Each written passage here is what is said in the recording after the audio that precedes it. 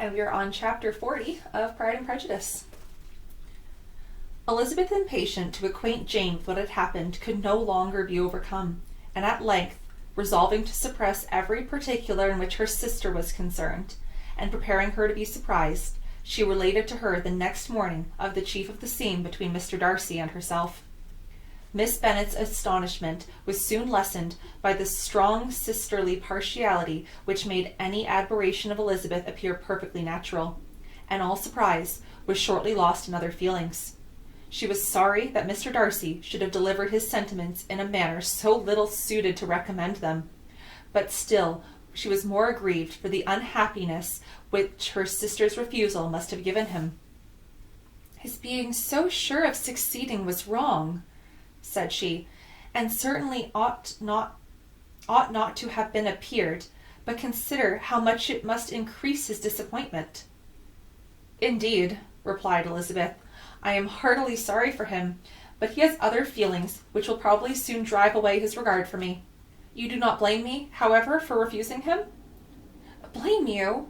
Oh, no." "But you blame me for having spoken so warmly of Wickham?" "No, I do not know that you were wrong in saying what you did.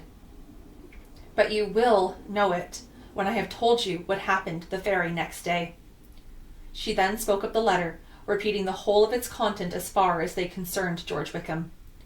What a stroke this was for poor Jane, who would willingly have gone through the whole world without believing that so much wickedness existed in the whole race of mankind as was here collected in one individual. Nor was Darcy's vindication, though grateful to her feelings, capable of consoling her for such a discovery. Most earnestly did she labor to prove the probability of error, and seek to clear one without involving the other. "This will not do," said Elizabeth. "You never will be able to make both of them good for anything.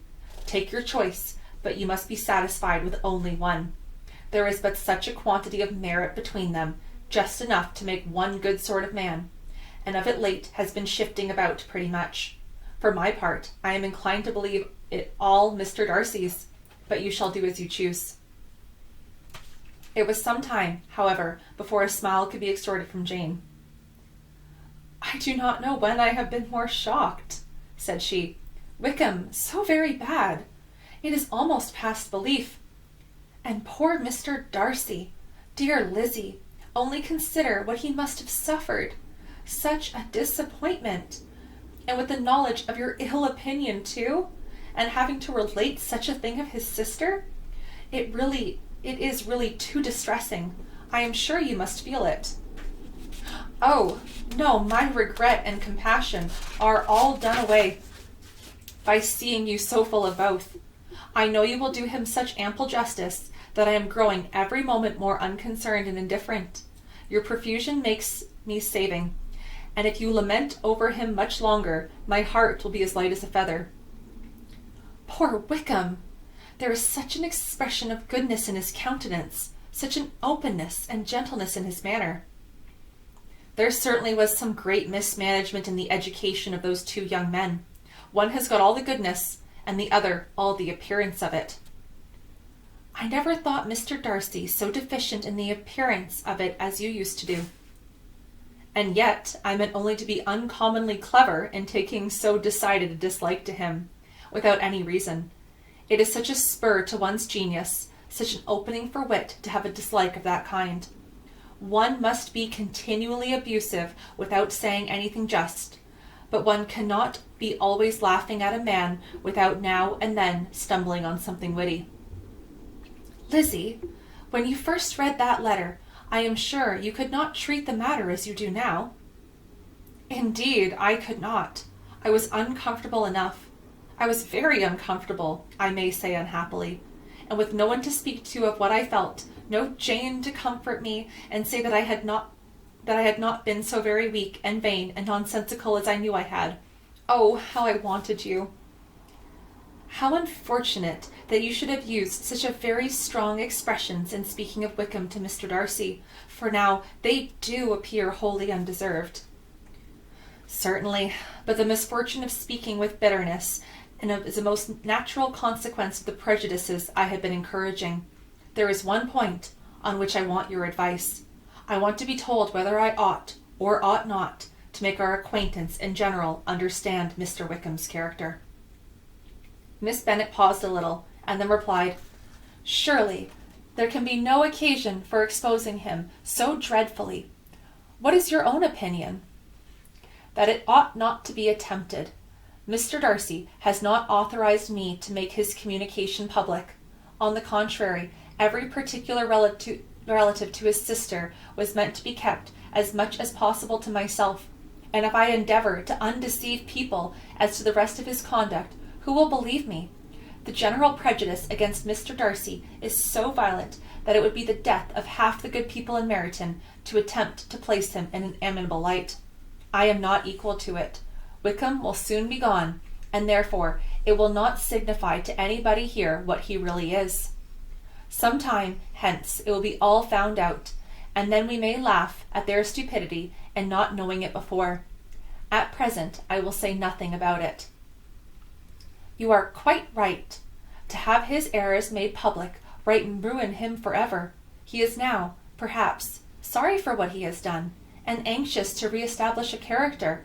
We must not make him desperate." The tumult of Elizabeth's mind was allayed by this conversation. She had got rid of 2 of the secrets which had weighed on her for a fortnight, and was certain of a willing listener in Jane, whenever she might wish to talk again of either. But there was still something lurking behind, of which prudence forbade the disclosure. She dared not relate the other half of Mr. Darcy's letter, nor explain to her sister how sincerely she had been valued by his friend. Here was the knowledge in which no one could partake, and she was sensible that nothing less than a perfect understanding between the parties could justify her in throwing off this last encumbrance of mystery. "And then," said she, "if that very improbable event should ever take place, I shall merely be able to tell what Bingley may tell in a much more agreeable manner himself. The liberty of communication cannot be mine till it has lost all its value."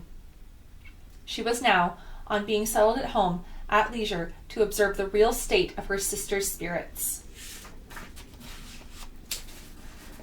Jane was not happy.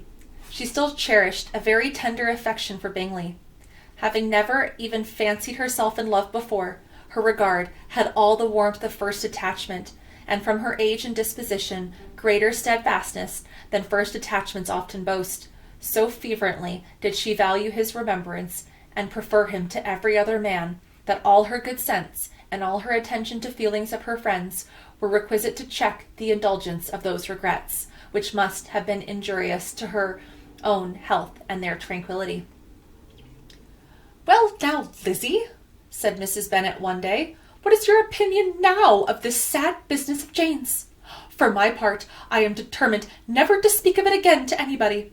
I told my sister Philip so the other day, but I cannot find out that Jane saw anything of him in London. Well, he is a very undeserving young man, and I do not suppose there is the least chance in the world of her ever getting him now.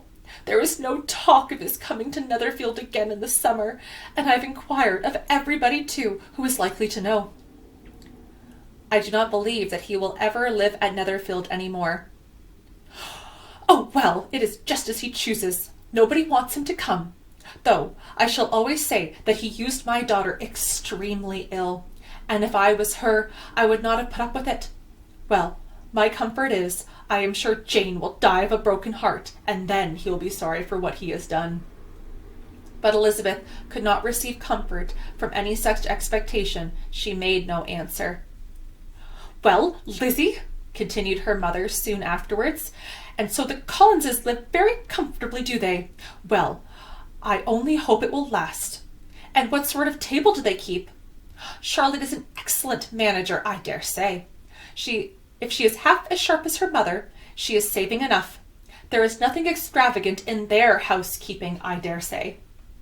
"No, nothing at all."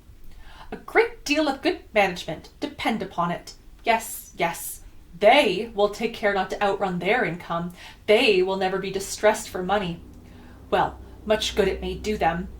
And so, I suppose, they often talk of having Longbourn when your father is dead.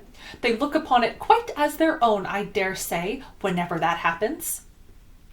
It was a subject which they could not mention before me. "No, it would have been strange if they had. But I will make no doubt they often talk of it between themselves. Well, if they can be easy with an estate that is not lawfully their own, so much the better. I should not be ashamed of having one that was only entailed on me.